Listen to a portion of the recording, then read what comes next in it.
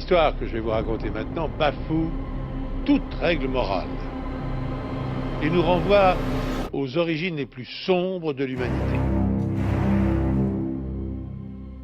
La période d'entre-deux-guerres a vu fleurir partout en Europe son lot de dirigeants, souvent extrêmes, toujours fascinants, qui ont rarement connu de fin heureuse. La Roumanie, magnifique pays d'Europe de l'Est, n'en a pas été exempte. Aujourd'hui, je vais vous parler d'un homme qui a fait basculer le destin du pays et qui, encore aujourd'hui, échauffe les esprits et déchaîne les passions. Héros pour les uns, fanatique pour les autres, il a fondé un mouvement à la fois politique, spirituel et presque monastique, la Légion de l'Archange Michel. Mieux connu en France à travers sa branche politique, la Garde de Fer. Fascisme, antisémitisme, assassinat, martyr, mysticisme. Voici l'histoire de Corneliu Zelea Codreanu. Ascension et chute d'un mythe. Avant ça, je vous souhaite bienvenue sur la ruée vers l'Est. N'hésitez pas à liker et à vous abonner pour les prochaines vidéos. Une Europe en feu. Bon, vous le savez, l'Europe au lendemain de la Première Guerre mondiale, c'est le bordel. Les frontières ont été redessinées, parfois n'importe comment. Les perdants ont perdu des pans entiers de territoire, tandis que les vainqueurs en récupéraient au passage. Et dans cette recomposition géopolitique, la Roumanie tire son épingle du jeu. Elle triple presque sa superficie en intégrant la Transylvanie, la Bucovine et la Bessarabie. C'est ce qu'on appelle encore aujourd'hui la Grande Roumanie. Mais derrière cette victoire territoriale se cache une réalité plus instable. Ce jeune royaume reste profondément rural, avec une paysannerie appauvrie et marginalisée, tandis que les couches urbaines, souvent issues de minorités juives ou germaniques, dominent l'industrie et le commerce. Cette fracture nourrit frustration et ressentiment. Dans ce climat tendu, l'arrivée de dizaines de milliers de réfugiés juifs, fuyant le pogrom de la Russie bolchevique et de l'Ukraine, attise encore les peurs. Si certains Roumains les accueillent avec bienveillance, d'autres au contraire y voient une invasion culturelle, voire idéologique. La crainte du judéo-bolchevisme commence à se répandre. En effet, l'idée est répandue que les juifs sont forcément communistes. C'est dans ce contexte inflammable, mélange de peur, de foi et de rancœur, que les idées de Codreanu vont trouver un écho grandissant. Le nationalisme, une histoire de famille. Corneliu Zelea Codreanu, il naît le 13 septembre 1899 à Uși, à l'est de la Roumanie actuelle. À la base, son père ne s'appelle pas Zelea, mais Zelenski. Son père était instituteur, origine de Bucovine, alors province austro-hongroise, bien que son nom, Zelenski, témoigne largement d'origine polonaise. Et dès 1902, il décide de roumaniser son nom et passe donc de Zelenski à Zelea. Ce changement marque un geste symbolique fort, celui de s'approprier pleinement l'identité roumaine, dans un contexte encore sensible entre les populations slaves, germaniques et roumaines. La famille est elle-même un reflet de ces tensions identitaires. La mère de Codreanu est d'origine allemande, et ses deux parents sont d'ailleurs à la base d'origine catholique. Mais la Roumanie étant en majorité orthodoxe, ils décident tous de se convertir afin de s'ancrer davantage dans la tradition spirituelle de la nation. En 1912, Codreanu entre au lycée militaire de Dealu, un établissement prestigieux qui forme l'élite militaire du pays. Il y reste jusqu'à 1916, date à laquelle la Roumanie entre dans la Première Guerre mondiale, aux côtés de l'Entente. Âgé seulement de 17 ans, mais mu par un sentiment patriotique ardent, il falsifie son âge pour pouvoir s'engager et part au front avec son père. C'est là,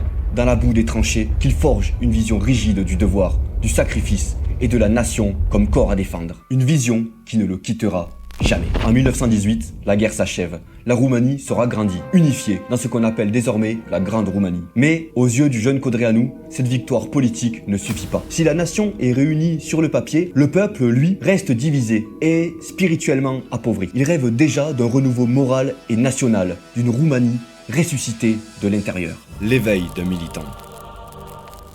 À la fin de la guerre, Codreanu reprend ses études de droit à l'université de Iași. Très vite, il se rapproche du professeur Alexandru Constantin Cuza, qu'on appellera Cuza pour la suite de la vidéo. C'est une figure intellectuelle nationaliste qui milite pour une Roumanie chrétienne, ethniquement homogène. En 1919, Codreanu rejoint la garde de la conscience nationale pour lutter contre l'influence communiste. Mais Codreanu ne se contente pas d'écouter et de suivre, il agit également. En 1920, il s'oppose à la décision de supprimer les messes orthodoxes en ouverture du semestre universitaire, une tradition abandonnée sous prétexte de neutralité politique. Il mène campagne, proteste, organise et il obtient gain de cause. La messe est rétablie. C'est une victoire symbolique qui lui donne du poids dans les milieux étudiants. D'ailleurs, très vite, il devient une figure clivante. Avec des camarades nationalistes, il interrompt les réunions de groupes étudiants de gauche, envahit les imprimeries des journaux qu'il accuse d'être des judéo-communistes et s'en prend parfois physiquement au personnel. Ces actions radicales lui valent une première expulsion de l'université.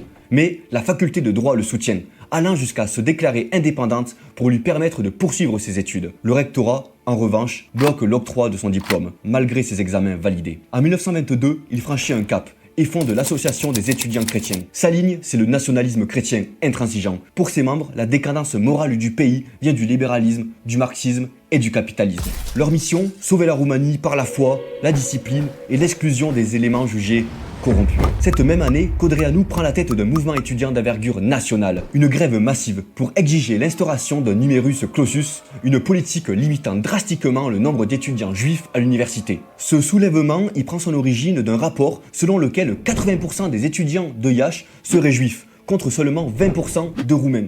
C'est pendant cette grève que Codreanu s'impose définitivement comme porte-drapeau des étudiants chrétiens, adulés pour les uns, détestés pour les autres. Petite parenthèse, mais contrairement à l'antisémitisme racial des nazis, l'antisémitisme de Codreanu est davantage religieux et nationaliste. Il accuse les juifs de détruire le lien spirituel entre le peuple des Roumains et Dieu, les présentant comme des agents du communisme et de la franc-maçonnerie, responsables de la décadence morale et politique de la nation. Cette vision manichéenne justifie selon lui l'exclusion totale des juifs de la société roumaine. En comparaison, Adolf Hitler développe un antisémitisme fondé sur des théories raciales, considérant les juifs comme une race inférieure, menaçant la pureté aryenne. Si les deux figures partagent une haine profonde des juifs et des idéologies démocratiques, leur justification diffère. Spirituelle et nationale pour Codreanu, biologique et raciale pour Hitler.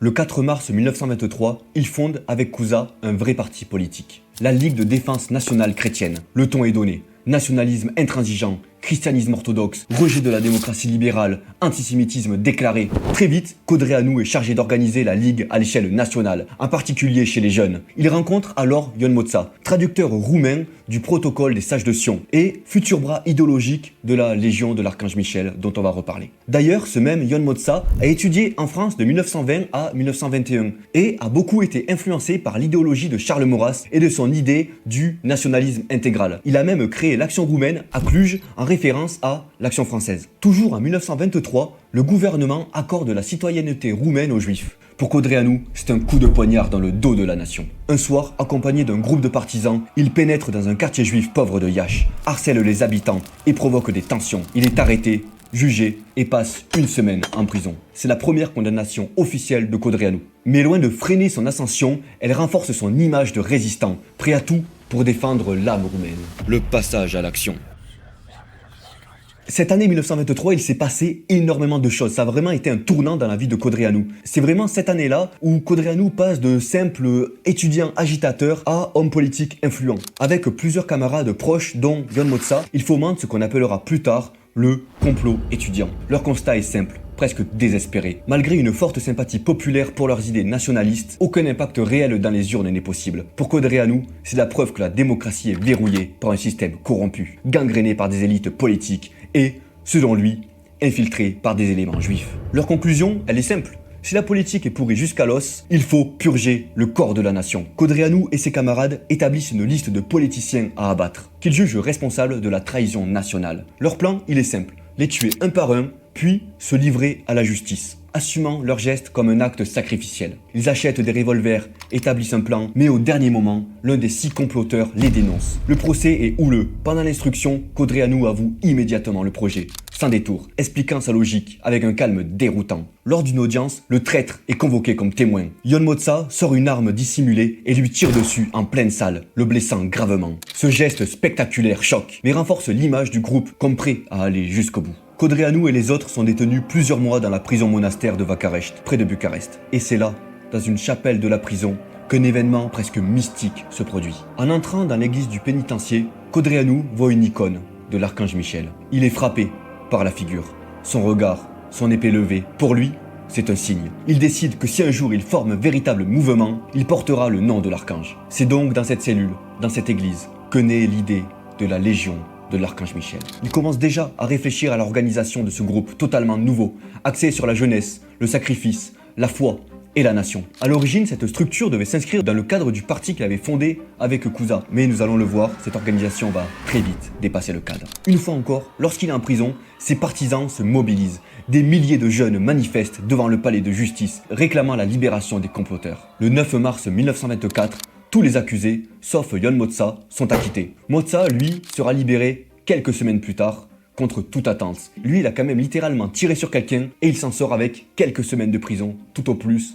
Il est bien. Après sa sortie de prison, Codreanu et ses camarades lancent une initiative d'intérêt public à Iași. Potager collectif, cantine, foyer pour ouvriers et paysans. Le but, c'était de rapprocher les classes sociales, créer une cohésion et surtout démontrer que le peuple roumain peut vivre et construire ensemble, sans division, sans idéologie imposée. Chacun donnait un peu de son temps, qu'il soit étudiant, paysan ou ouvrier. L'idée, c'était que l'unité nationale passe par l'action concrète. Une manière aussi de contrer la montée du communisme par le terrain et non par les discours. Mais l'initiative dérange. Une association locale demande la fermeture du chantier, accusant Codreanu d'activisme politique déguisé. Le préfet de police intervient. Plusieurs étudiants sont arrêtés, conduits au commissariat, battus en public devant la foule. Un invalide de guerre tente d'intervenir et est lui-même bousculé. Iași bascule presque dans l'émeute. Les gendarmes affrontent les étudiants dans les rues. Codreanu, témoin de cette violence, est lui aussi roué de coups au poste. Il ne supporte pas l'injustice, ses camarades torturés, la brutalité gratuite, l'humiliation. Un procès est lancé contre les policiers, mais le 24 octobre 1924, pas d'audience, le préfet de police, Mankiu, entre dans la salle d'un air dominateur. Il provoque, pousse les étudiants pour s'imposer par la force. Codreanu, sans hésiter, sort un revolver et l'abat d'une balle dans la tête. Codreanu est arrêté immédiatement. Son procès est fixé pour mars 1925 à Focșani. Mais l'émotion populaire est si forte que l'audience est déplacée à Turnu-Severin, à l'autre bout du pays, pour éviter une mobilisation de ses partisans. Mais le déplacement ne change rien. Le procès devient un véritable événement nationaliste. Codreanu, charismatique, fascine la cour. Sa plaidoirie, intense et patriotique, fait sensation. Des prêtres viennent le soutenir, des enfants sortent des écoles, même le procureur, pourtant là pour l'accuser, finit par le qualifier de patriote déterminé et demande des circonstances atténuantes. Codreanu plaide la légitime défense et le jury l'acquitte. Un fait marquant, à la sortie du tribunal, les jurés portent des rubans aux couleurs roumaines ornés de croix gammées et se font photographier en groupe avec Codreanu, comme pour afficher ouvertement leur soutien. À ce moment-là, le message, il est clair. Le peuple est avec lui. Un mois plus tard, le 14 juin 1925, Codreanu épouse Elena Ilinoiu à Focșani. Le mariage prend des allures de fête nationale. Une immense foule se rassemble, des cortèges traversent la ville. Codreanu veut montrer qu'il n'est pas qu'un radical, il est aussi un homme stable, enraciné, capable de fonder une famille. Il devient même symboliquement le parrain de plus de 100 enfants nés depuis ce jour-là. L'année suivante, en 1926, Codreanu part en France avec son ami Ion Moța pour suivre des cours d'économie politique à l'université de Grenoble. Cocorico! Ce séjour à l'étranger lui permet de prendre du recul sur la situation politique roumaine et de réfléchir à une nouvelle stratégie pour son engagement. La Légion, entre foi et combat. Lorsqu'il revient à Bucarest en mai 1927, la situation a évolué. La Ligue de défense nationale chrétienne, le parti créé avec Cuza, a gagné 10 sièges au Parlement. Mais en interne, le mouvement se fissure. Pour Codreanu, le problème est clair. Cuza manque de leadership et refuse de réformer l'organisation. Il ne voit plus dans ce parti un outil capable de changer la Roumanie. C'est alors qu'il prend une décision radicale, créer son propre mouvement, celui qu'il a déjà commencé à concevoir dans sa cellule de Vacarești. Le 24 juin 1927, dans une petite église, Codreanu et 5 de ses compagnons, dont évidemment Ion Moța, se rassemblent devant une icône de l'archange Michel. Ce moment n'est pas anodin. Il marque la fondation officielle de ce qui deviendra l'un des mouvements les plus radicaux et les plus spirituels de l'histoire politique roumaine, la Légion de l'archange Michel. Dès le départ, la Légion n'est pas pensée comme un parti politique, mais comme une école spirituelle, une fraternité d'élus. Pour Codreanu, il ne s'agit pas de gagner des élections, mais de former un nouvel homme, discipliné, croyant et prêt au sacrifice. Quand un homme entre dans la Légion, un héros doit en sortir. Le mouvement attire d'abord des jeunes étudiants exaltés, fougueux, parfois violents, ceux qui veulent agir, en découdre, bousculer l'ordre établi. On appelle cette époque la période des mousquetaires, en référence au livre d'Alexandre Dumas, dont Codreanu était un grand lecteur. La Légion repose sur une organisation originale, les NI ou Cuiburi en roumain. Ce sont des petites cellules locales, très soudées, où les membres vivent une vie de discipline. Pour les légionnaires, le sacrifice est la forme la plus haute de l'engagement. Mourir pour la Roumanie, c'est s'élever spirituellement. Certains passent même quelques semaines en monastère ou isolés en montagne pour se purifier et méditer. La Légion se vit comme une sorte de monastère militant. On pourrait un peu comparer ces nids aux cercles intellectuels français comme l'Action française qui ont plusieurs sections dans chaque ville, mais avec une dimension mystique bien plus poussée et une hiérarchie de type quasi militaire. Au cœur de la doctrine, il y a un ennemi central, total, ce que Codreanu appelle le judéo-bolchevisme. Il voit dans le communisme,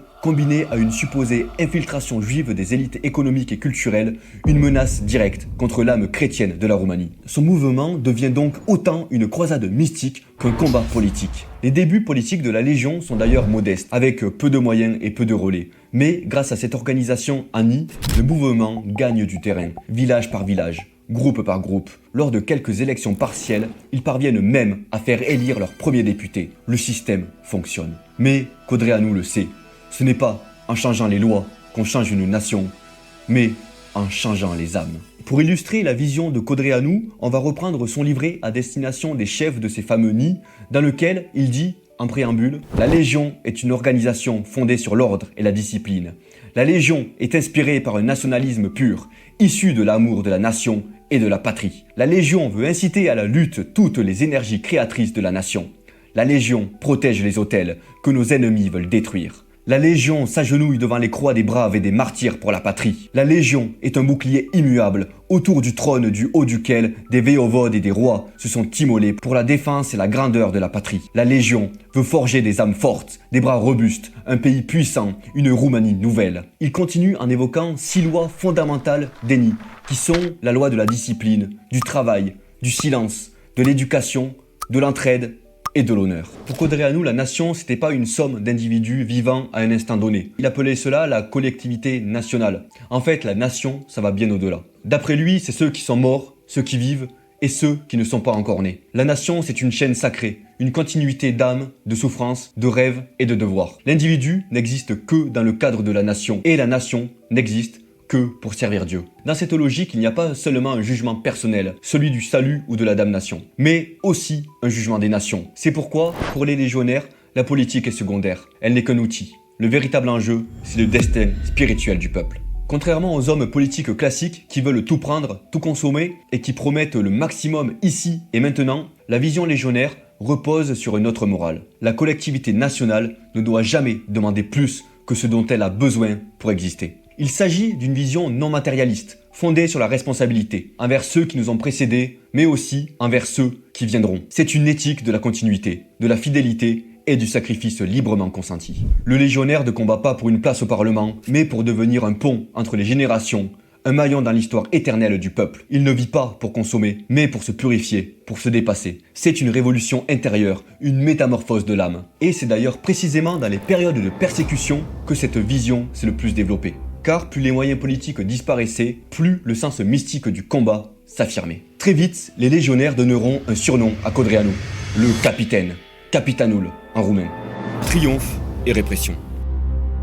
En mars 1930, Codreanu fonde la Garde de Fer, qui est en fait le parti politique lié à la Légion. On peut comparer ça un peu à l'Action française. Il y avait le parti Action française qui se présentait aux élections, mais au final l'Action française englobait beaucoup plus de choses. Il y avait le journal, l'Action française, et également des cercles de pensée. C'est un peu la même chose qu'il s'est passé avec la Légion de l'Archange Michel. La Légion de l'Archange Michel qui englobe le parti de la Garde de Fer et qui avait également son propre système de journaux, etc. Avec ce parti, Codreanu deviendra député du județ de Neamț en 1931. C'est d'ailleurs à partir de ce moment-là que le mouvement progresse et où les succès électoraux se succéderont jusqu'en 1937. Évidemment, cette montée en puissance ne se fait pas sans obstacle.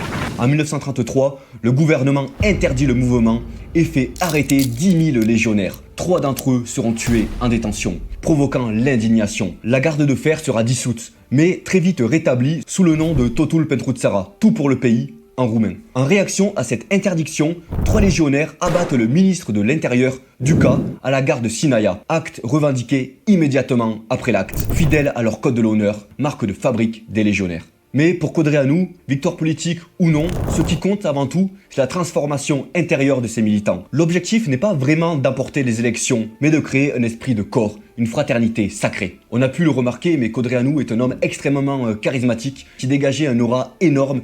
Et ça, il savait vraiment en jouer. Il parcourait régulièrement les villages à dos de cheval blanc, accompagné de quelques légionnaires. Il allait assister à des messes sans prononcer un mot. Les paysans des villages étaient captivés par son charisme mystique. Ils le vénéraient, des foules entières cherchaient à devenir légionnaires, sensibles à cette démarche simple et fondamentalement spirituelle. D'ailleurs, j'ouvre une autre petite parenthèse, mais le candidat nationaliste Călin Georgescu, qui était arrivé en tête à l'élection présidentielle de 2024, qui ensuite a été annulée, il s'était fait prendre également en photo sur le dos d'un cheval blanc, référence directe à Codreanu. Au fur et à mesure que le mouvement prend de l'ampleur, des penseurs célèbres comme Mircea Eliade, Emil Cioran ou Constantin Noica sont séduits par cette révolution morale. Et donc on peut voir que la Légion commence à attirer l'élite intellectuelle de la Roumanie, preuve que son impact dépasse les cercles populaires. Parce que à ce moment-là, Emil Cioran ou Mircea Eliade, c'est vraiment la crème de l'élite intellectuelle roumaine. On ne fait pas plus haut et même aujourd'hui, ces auteurs sont encore lus et relus. Donc on peut quand même se dire que ce mouvement a eu un impact énorme sur la Roumanie de l'époque. Dans ce contexte où le mouvement se fait de plus en plus fort, les répressions, elles aussi, se font de plus en plus brutales. L'apothéose de la ferveur légionnaire, elle a lieu en janvier 1937, lorsque deux figures du mouvement, Jan Motza, dont on a déjà parlé, et Vasile Marin, tombent au front de Majadahonda lors de la guerre civile espagnole en soutien à Franco. Les deux corps des combattants sont rapatriés en Roumanie, au bord d'un convoi funéraire. Ce convoi fait sensation. Le train traverse le pays entier, de la Bucovine au nord, jusqu'à Bucarest, avec des arrêts dans les principales villes. À chaque gare, il y a des offices religieux, des milliers de paysans se rassemblent, des centaines de prêtres, des cortèges dans un climat quasi religieux. À Bucarest, l'afflux est phénoménal. Des milliers de légionnaires en uniforme, des dizaines de milliers de sympathisants. Des discours sont prononcés devant les cercueils, suivi du traditionnel serment prêt à la mort, avant le transfert des dépouilles. Ce spectacle grandiose renforce l'image de la Légion comme un mouvement de masse, apte à toucher les cœurs et inspirer. Politique, spiritualité et martyrs se conjuguent dans un rituel puissant. Le roi de l'époque, Carol II, est témoin de la scène. Il prend réellement conscience à ce moment-là de la dangereuse montée en puissance de ce mouvement, à la fois spirituel et guerrier. En décembre 1937, le parti Totul pentru Țara, donc le parti qui a succédé la garde de fer, a connu un succès notable lors des élections générales, obtenant 15,5% des voix, se classant 3e. Ce résultat a été significatif, car aucun parti n'a atteint la majorité requise de 40% pour former un gouvernement, ce qui a plongé le pays dans une crise politique. Cette fois-ci, c'était trop pour le roi. Il a commencé à craindre l'influence croissante des légionnaires. Le 13 février 1938, il annule le résultat des élections, il suspend la Constitution et instaure une dictature royale, mieux connue aujourd'hui sous le nom de dictature carliste. Cette décision visait à neutraliser l'opposition politique, notamment, évidemment le plus puissant, le mouvement légionnaire. Le crépuscule du capitaine. Codreanu, dans sa volonté de rompre avec le capitalisme et le libéralisme moderne, avait initié ce qu'il appelait l'économie légionnaire. Le principe, il était simple. Prouver qu'un commerce peut exister sur d'autres bases que l'intérêt et le profit. Il avait ouvert des cantines légionnaires où il n'y avait pas de prix affiché. Les gens venaient, mangeaient et payaient le prix qui leur semblait le plus juste. Des étudiants bénévoles travaillaient gratuitement dans ces cantines dans un esprit de solidarité chrétienne et de fraternité nationale. Mais l'arrivée de la dictature carliste imposée par le roi met un coup d'arrêt à ces initiatives. Les cantines sont fermées. Et c'est Nicolae Iorga, historien influent, qui demande lui-même l'interdiction de ce type de commerce. Un geste que Codreanu voit comme une trahison. Il écrit immédiatement une lettre ouverte virulente à Iorga, l'accusant d'avoir trahi une génération à qui il avait autrefois demandé de mettre leurs idées en action. Il le traite de caractère infect, ce qui lui vaut une accusation pour menace, puis un procès pour trahison nationale. À ce moment-là, Codreanu prend sa première vraie peine. Il est condamné à 10 ans de prison. Mais vous vous en doutez bien, cette incarcération ne fait que renforcer sa popularité. Même Codreanu en prison, les arrestations massives de légionnaires provoquent une vague de sympathie. Face à cette popularité persistante, le régime décide de l'éliminer définitivement. Avant de passer à l'acte, Carol II mène une série de visites diplomatiques pour évaluer les risques. Le mouvement légionnaire a des sympathies en Allemagne nazie et il faut s'assurer qu'un assassinat ne provoquera pas de représailles. Une fois rassuré, à peine Carol II a-t-il franchi la frontière qu'il envoie un télégramme avec un ordre très clair. Codreanu doit être tué. Dans la nuit du 29 au 30 novembre 1938, sous prétexte d'un transfert de prison, Codreanu et 13 autres légionnaires sont extraits du pénitencier et convoyés à 30 km de Bucarest. Chacun est escorté par un gendarme. En cours de route, le cortège, 2 camions, s'arrête. Les légionnaires descendent en se doutant bien de ce qui allait leur arriver. Derrière chacun d'eux, un militaire vient se placer et, sans un mot, commence à les étrangler. Codreanu et ses camarades se jettent un dernier regard, puis, petit à petit, la vie disparaît dans le fond de leurs yeux. Cette fois, c'est la fin du capitaine. la fin de Corneliu, Zelea, Codreanu. Après ça, leurs corps sont jetés dans une fosse, recouverts d'acide sulfurique, puis scellés sous une dalle de béton. L'exécution ressemble à un meurtre rituel, presque surnaturel. C'est un peu comme si on avait voulu tuer un vampire. Preuve que l'aura de Codreanu était tellement fort qu'il impressionnait même les militaires. Le régime royal annonce officiellement sa mort, mais personne n'y croit. Pour beaucoup de légionnaires, Codreanu ne peut pas mourir. Mort avant même d'atteindre les 40 ans, il est déjà devenu une figure mythique. Même après 2 ans, la rumeur persistait comme quoi il était encore en vie. C'est Oriasima, ami et compagnon de Codreanu, qui prendra la tête du mouvement légionnaire. Évidemment, le meurtre du capitaine ne restera pas impuni. Les chefs des légionnaires décident de se venger. L'homme tenu pour responsable de l'assassinat, c'est le Premier ministre, Armand Călinescu. Il est exécuté dans un café de Bucarest. Ces assassins se rendent aussitôt dans une station radio et annoncent publiquement le meurtre, affirmant avoir vengé Codreanu. Évidemment, ils sont rapidement capturés et exécutés sans aucun jugement. Leur corps sera exposé sur la place publique avec une pancarte. C'est ainsi que sont punis les traîtres de la patrie. Nicolae Iorga sera également tué le 27 novembre 1940 par des légionnaires, aussi en représailles du meurtre de Codreanu. Codreanu après Codreanu. Et du coup, après, sans Codreanu, qu'est-ce qu'il s'est passé? Eh bien, en septembre 1940, après la crise politique provoquée par la perte d'une grande partie du territoire suite au pacte germano-soviétique, les légionnaires forment avec le général Ion Antonescu ce qu'on appelle l'État national légionnaire. C'est une sorte de révolution nationale. Pour la première fois, les légionnaires accèdent au pouvoir. Codreanu est mort, mais ses héritiers veulent mettre en œuvre sa vision. Le pouvoir légionnaire ne dure que quelques mois. Très vite, des tensions apparaissent avec l'Allemagne. Évidemment parce que Berlin ne veut pas d'un allié souverain, encore moins d'un mouvement ultranationaliste, imprévisible, porté par une mystique propre. Les nazis préféraient avoir des subordonnés, des bons toutous, et pas des partenaires. Alors que Codreanu, de son côté, il rêvait d'un axe Rome-Berlin, mais dans une logique d'alliance souveraine. Son objectif n'a jamais été de soumettre la Roumanie, mais de la protéger du communisme, qu'il considérait comme la véritable menace. En janvier 1941, sous l'influence directe d'Hitler, Antonescu lance un putsch contre les légionnaires. Le mouvement est écrasé en 3 jours. C'est la fin de leur présence au pouvoir. Mais l'élimination ne passe pas entièrement par la politique. Antonescu envoie des milliers de légionnaires sur le front de l'Est, en première ligne contre l'armée rouge. Ils sont voués à une mort certaine. On parle alors d'une réhabilitation par la mort, sacrifiés sous l'uniforme pour effacer leur passé politique. La plupart périssent à Stalingrad, d'autres sont envoyés travailler dans des usines en Allemagne. En 1944, les soviétiques attaquent la Roumanie. Un coup d'État renverse Antonescu. La Roumanie change de camp et déclare la guerre à l'Allemagne. Hitler, voyant ses anciens alliés trahir, propose aux légionnaires de reprendre les armes pour défendre le front de l'Est. Certains acceptent, mais à une seule condition: combattre uniquement les communistes. Ils refusent de se battre contre d'autres Roumains. Les dernières unités légionnaires sont massacrées dans les Carpates, en tentant de ralentir l'avance soviétique. Après la guerre, la répression communiste est brutale. Des milliers d'anciens légionnaires sont arrêtés, torturés, envoyés dans des camps. Beaucoup trouvent refuge dans la foi. Le mouvement, dès lors, prend une dimension presque religieuse. Certains anciens combattants deviennent prêtres, moines ou figures spirituelles. Mais plus jamais, le mouvement ne renaîtra politiquement en Roumanie. Sa mémoire devient souterraine, symbolique, un souvenir entre foi et martyr. Car au fond, comme l'avait voulu Codreanu, la politique n'était qu'un outil. Le vrai but, c'était de transfigurer l'homme, de le purifier par le christianisme. Et pour ceux qui restèrent fidèles à l'idéal, le combat intérieur continuait, bien au-delà des urnes et des batailles. Codreanu, un homme de son temps?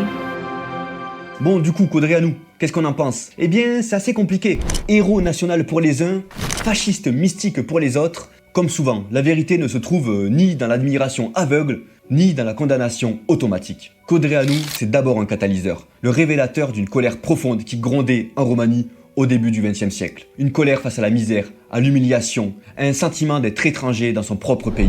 La sensation que le pouvoir politique était dominé par des élites qui n'étaient pas vraiment roumaines. Également la paysannerie qui croulait sous la pauvreté. Et au loin également l'ombre rouge du communisme qui se faisait de plus en plus menaçante. Et Codreanu, dans tout ça, n'a pas simplement fait de la politique. Il a proposé une autre voie. Une voie spirituelle, une révolution qui ne passait pas par les urnes, mais par la transformation intérieure de l'homme. Il a voulu créer un ordre moral, presque religieux, où l'on devient légionnaire non pas en signant un papier ou en prenant une carte, mais en vivant un idéal, jusqu'à la mort s'il le faut. Alors oui, évidemment, il y a eu des violences, de l'antisémitisme totalement irrationnel, des crimes, des erreurs et des dérives. Mais il y a eu aussi une cohésion interne, une foi, une discipline, un sacrifice qu'on peut pas vraiment balayer d'un revers de main. Codreanu donc c'est pas juste un chef de parti, c'est aussi un symbole, celui d'une génération qui cherchait un sens où tout s'écroulait. Un homme qui a voulu ressusciter l'âme roumaine, à une époque où tout semblait se vendre, se trahir, se dissoudre. Et peut-être que son destin tragique, sa mort secrète, en dit plus long que tous les discours. Comme si le pouvoir face à lui ne savait pas comment réagir,